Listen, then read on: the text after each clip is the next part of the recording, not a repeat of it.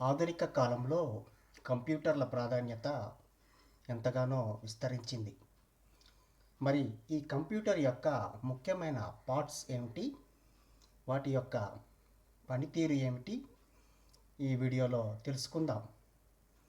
Computer ప్రధానంగా 5 parts, ముఖ్యమైనటువంటి 5 parts కలిగి ఉంటుంది. అవేమిటంటే 1 ఇన్పుట్ యూనిట్, 2 అవుట్పుట్ యూనిట్, తర్వాత 3 మెమరీ యూనిట్, తర్వాత 4వది CPU లేదా ప్రాసెసర్, తర్వాత 5వది arithmetic and logical unit or control unit. ఈ ప్రధానమైనటువంటి 5 పార్ట్స్ ద్వారా కంప్యూటర్ నిర్మించబడుతుంది. వీటి యొక్క పూర్తి వివరాలు, వాటికి సంబంధించిన ఫంక్షన్స్ ఏమిటనేది వీడియోలో ముందు భాగంలో తెలుసుకుందాం. ఇలాంటి టెక్నాలజీ రిలేటెడ్ వీడియోలు ఎప్పటికప్పుడు మీకు చక్కగా అందించేందుకు టెక్నాలజీ ట్రెండ్స్ తెలుగు ఛానల్ను లైక్ చేయండి, షేర్ చేయండి మరియు సబ్స్క్రైబ్ చేసుకోండి. రండి కంప్యూటర్ స్క్రీన్ని చూస్తూ మిగతా వీడియో వివరాలు ముందుకెళ్ళి తెలుసుకుందాం.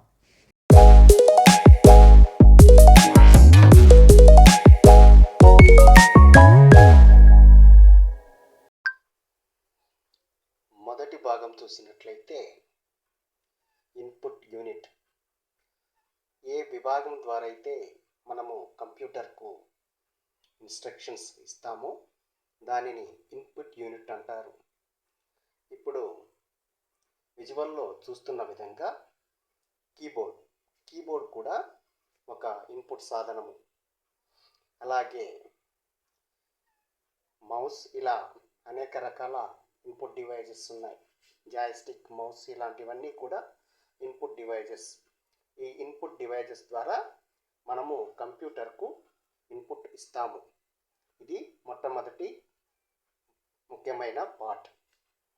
మరొక ముఖ్యమైన పార్ట్ చూసినట్లయితే మానిటర్ లేదా డిస్ప్లే. చూస్తున్నాం కదా, డిస్ప్లే. మనము ఏ విభాగంలో అయితే మనం ఇచ్చిన ఇన్పుట్ తాలూకు అవుట్పుట్ చూడగలుగుతామో దాన్ని అవుట్పుట్ యూనిట్ అంటారు. ఇప్పుడు మానిటర్ లేదా డిస్ప్లేలో మనము ఎటువంటి ఇన్పుట్ని అయితే ఇస్తామో దాని తాలూకు అవుట్పుట్ని మనం ఇక్కడ చూడగలుగుతాం.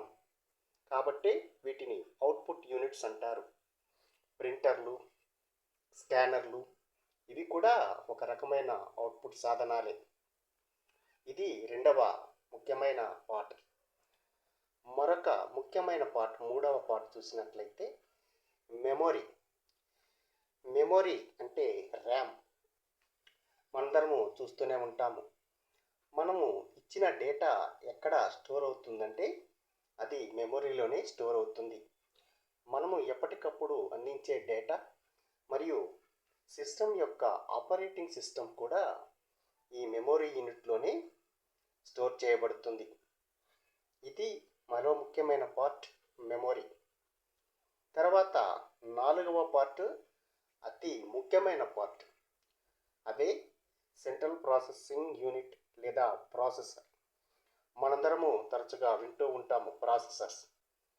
ఇంటెల్ అని, క్వాల్కమ్ అని, ఇలా అనేక రకాల కంపెనీల ప్రాసెసర్స్ గురించి వింటూ ఉంటాము. ఎంత శక్తివంతమైనటువంటి ఆధునికమైనటువంటి ఫీచర్లు కలిగిన ప్రాసెసర్లు వాడితే అంత వేగవంతమైనటువంటి, అత్యంత వేగవంతమైనటువంటి ప్రాసెసింగ్ స్పీడ్ కలిగినటువంటి ప్రాసెసర్లను ఎక్కువ మంది వాడుతూ ఉంటారు. దీని వలన మనము చాలా తక్కువ సమయంలో ఎక్కువ టాస్కులు చేసుకోవడానికి వీలు పడుతుంది. ఇది 4వ పార్ట్, అత్యంత కీలకమైన పార్ట్, ప్రాసెసర్. మనము కంప్యూటర్లో నిర్వహించే ప్రతి ఒక్క టాస్క్ కూడా ప్రాసెస్ చేసి తగిన విధంగా మిగతా విభాగాలకు అందిస్తూ ఉంటుంది. అందువలన అత్యంత కీలకమైన పార్ట్గా ప్రాసెసర్ లేదా సిపియుని చెప్పుకోవచ్చు.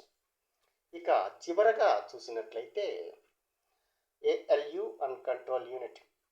అథమెటిక్ అండ్ లాజికల్ యూనిట్ మరియు కంట్రోల్ యూనిట్గా చెప్పబడే ఏఎల్యు.